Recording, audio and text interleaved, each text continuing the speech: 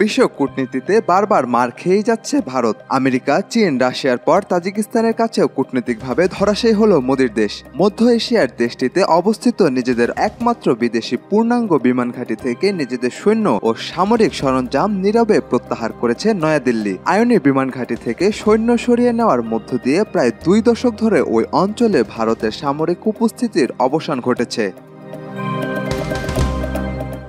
রবিবার ভারতীয় দৈনিক দ্য ইন্ডিয়ান এক্সপ্রেসের এক প্রতিবেদনে এমন চাঞ্চল্যকর তথ্য উঠে এসেছে। সোভিয়েত আমলে তাজিকিস্তানের রাজধানী দুশানবের কাছাকাছি নির্মিত আয়নিক বিমান ঘাঁটি সোভিয়েত ইউনিয়ন ভেঙে যাওয়ার পর অচল হয়ে পরে 2002 সালে দ্বিপাক্ষিক চুক্তির মাধ্যমে ভারত ঘাঁটিটি সংস্কারের উদ্যোগ নেয় এবং $8 কোটি বিনিয়োগ করে ঘাঁটিটি আধুনিক করে গড়ে তোলে। ওই ঘাঁটি থেকে ভারত সহজেই চীন, পাকিস্তান, আফগানিস্তান ও রাশিয়ার ওপর নজরদারি চালাতে পারত, কিন্তু সেই সুযোগটি এবার কেড়ে নিয়েছে চীন ও রাশিয়া। দুই পরাশক্তিধর দেশের চাপে পড়ে ওই বিমান ঘাঁটি থেকে গোপনে ভারত তাদের সেনাবাহিনী সরিয়ে নিয়েছে।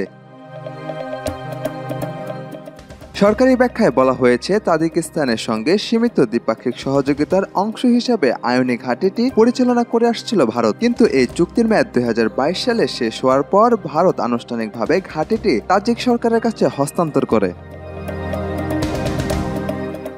তবে কূটনৈতিক সূত্রগুলো সরকারের দাবিগুলোর সঙ্গে দ্বিমত পোষণ করে জানায়, রাশিয়া ও চীনের ক্রমবর্ধমান চাপের মধ্যে পড়ে ভারতের সঙ্গে নতুন করে চুক্তিতে রাজি হয়নি তাজিকিস্তান। এরপরই ভারত ধীরে ধীরে নিজেদের কর্মী ও সরঞ্জাম সরিয়ে নেয় এবং পুরো প্রক্রিয়াটি অত্যন্ত নীরবে সম্পন্ন করে।